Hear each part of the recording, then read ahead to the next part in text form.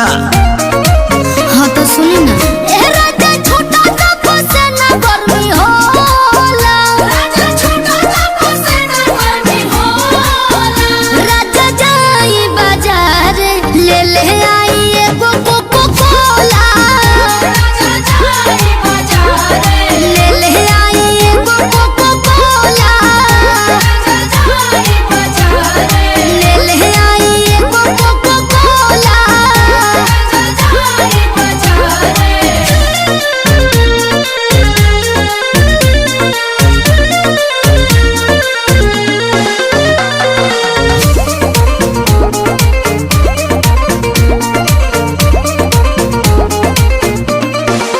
जवन जवन कहाँ बुलइबो सजनिया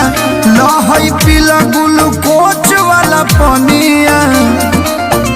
पिया हम